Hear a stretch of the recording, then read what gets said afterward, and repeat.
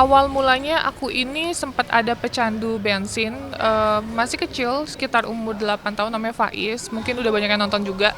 Kita udah berobat kemana-mana, ke psikolog anak, ke rumah sakit jiwa juga dan lain-lain. Nah, akhirnya kita ada share konten di mana banyak yang komen sekitar 60% untuk coba datang dong ke Blitar Gus Samsudin, Gus Samsudin. Ya saya nggak tahu itu orang suruhannya atau enggak, tapi yang jelas banyak yang komen seperti itu.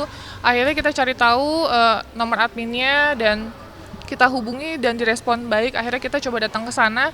Yang awalnya bilangnya ruqyah ya, ruqyah tapi dengan yang ternyata bukan syariat Islam ya, dengan ada kayak dipegang rambutnya asap-asap gitu. Jadi ya udah itu cukup satu kali aja waktu bawa Faiz.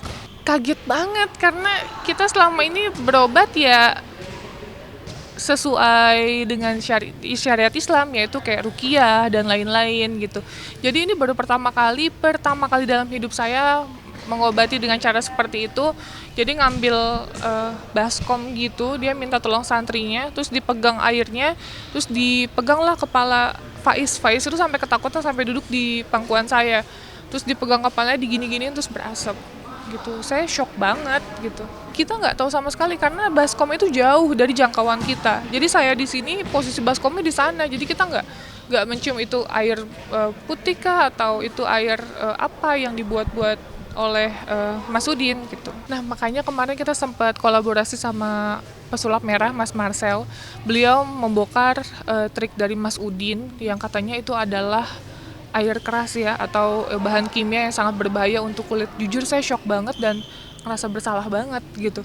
Nggak nyangka ternyata trik yang dipakai itu sangat berbahaya untuk tubuh manusia gitu. Jadi ya shock sih, shock banget. Jadi pas pulang malamnya dia malah kejang. Itu jadi kalau dibilang ada perubahan nggak ada. Kejang ya, mungkin karena dia stres, kecapean dan lain-lain karena kan itu juga jaraknya jauh ya. Itu dari mana? Dari Jakarta? Dari Jakarta. Dari Jakarta ke Blitar. Jadi suasana di sana pada saat kita datang itu sempat ada penyambutan dari santri-santrinya, terus ya welcome sekali di sana. Dan jujur aku sebenarnya nggak tahu kalau dibikin konten karena niat kita kan di sana berobat ya. Jadi pas di sana juga ya sempat kaget tiba-tiba langsung ada kamera tanpa ngomong ini boleh nggak kita ambil gambar gitu. Nah terus akhirnya Mas Udin minta nomor telepon saya kasih, tukeran nomor telepon. Gak berapa lama saya pulang dari Jatim, saya tuh posisi lagi di Jakarta. Beliau mau WhatsApp saya untuk men-share video yang beliau buat. Itu isinya ada paku, mungkin nanti saya cari videonya, ada masih kesimpan. Ada paku di kertas, terus pakunya itu getar. Kayak ada gerakan gitu di pakunya. Terus ada tulisan Arab dan pokoknya kebal santet dan apa gitu. Di Indonesianya hubungi Gus Samsudin, ada nomor teleponnya, dan dia minta share saya di Instagram dan saya tidak mau melakukannya karena saya menghargai beliau. Waktu itu saya cuma bilang iya tapi saya tidak men-share, dan dari situ mungkin beliau juga kecewa. Terus kita stop komunikasi. Beliau juga menanyakan sama asisten saya kapan datang ke sini lagi, kita pengobatan ke daerah Blitar, muter gitu, maksudnya masuk ke YouTube saya nggak mau. Itu yang pertama. Yang kedua ada nenek di Blitar, saya masih ingat banget, maaf sekali neneknya mukanya rusak gitu, jadi bagian mata sama hidung tuh ditutupi gitu. Nah beliau ngajakin kita ke situ untuk kolaborasi di YouTube.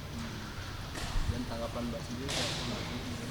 Saya ngerasa udah cukup sih karena pertama dengan melihat pengobatannya seperti itu saya udah nggak nyaman, jadi cuman saya ngerasa cukup sekali dan cukup tahu seperti itu. Tidak ada minta maaf, tidak ada ngehubungi kita perihal ini. Kita sempat mau pada saat beliau ada di Jakarta kan sempat masuk di podcast Kodensu. Terus kita hubungi, nomornya udah nggak aktif ya. Kita hubungi istrinya, kita hubungi adminnya semua untuk meminta penjelasan dan klarifikasi. Tetapi beliau bilang sudah nyampe Blitar, terus inilah alasan sibuk dan lain-lain. Ini banyak ininya. Alasan lah gitu. Parahnya lagi dia sudah banyak menipu orang dengan puluhan juta rupiah. Itu sih yang sangat disayangkan. Karena aku boleh sedikit cerita, ada kita menangani kasus anak sakit juga, tumor di bagian mulut, sudah meninggal, almarhum Faza, itu di Tegal. Saya waktu itu datangin memberikan bantuan dan ternyata anak itu melihat konten saya dan tertarik untuk datang ke Mas Udin ke Blitar.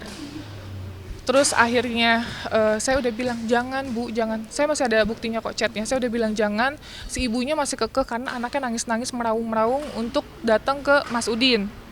Pas datang ke sana, beliau kecapean, gak lama ya beliau meninggal. Udah ditangani sama Mas Udin. Gitu, ditangani sama Mas Udin. Terus ibunya juga laporan sama saya pada saat udah nyampe sana. Saya bilang, ibu kok masih datang ke sana? Saya udah bilang gak usah. Terus ibunya memberikan statement bahwa kayak anaknya nangis-nangis, Mbak Novisi harus gimana gitu. Namanya juga kita ikhtiar. Saya udah bilang ya Bu jangan. Saya udah bilang gitu, tapi terserah ibu. Saya bilang gitu.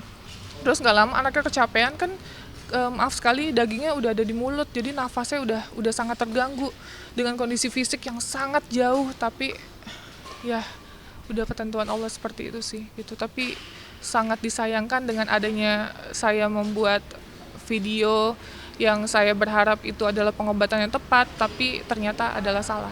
Gitu. Banyak banget pihak yang dirugikan ya dalam konotasi penipuan ya. Banyak orang yang tidak punya rela berkorban sampai puluhan juta, jutaan rupiah untuk sembuh ya ke pengobatan itu. Tapi ternyata ditipu dengan iming-iming akan sehat kembali, ini itu gitu. Yang buat saya sih sangat miris gitu. Nah, untuk masalah pembayaran, jujur kita itu pada saat datang ke sana sebenarnya emang udah siap untuk melakukan pembayaran. Tapi sempat ada di video kita, tapi sempat kita cut, tapi mentahannya masih ada. Kita tuh mau bayar, terus dari pihak sana bilang nggak usah bayar, nggak apa-apa, untuk Tenovi ini free kok, gratis, kita niatnya nolong katanya gitu. Tapi kita dapat informasi dari warga sana, orang-orang sekitar sana, estimasi 10 sampai 15 juta. Pesan saya sih udah stop untuk mengelabui atau menipu banyak orang ya. Karena kita hidup di dunia ini cuma sementara, uangnya juga nggak akan berkah, apalagi dengan cara menipu orang-orang yang tidak mampu. Orang banyak loh yang berjuang untuk sembuh, ngeluarin uang puluhan juta, bela-belain untuk berobat gitu ke Mas Udin. Tapi ternyata nggak sembuh, malah nambah banyak beban, banyak hutang dan lain-lain gitu. Nggak semuanya orang kaya yang berobat di Mas Udin. Jadi kalau saya sangat kecewanya, yaitu banyak orang yang berkorban dalam segi materi, waktu dan lain-lain untuk ke dia yang katanya bisa sembuh, ternyata itu adalah trik dan nipu.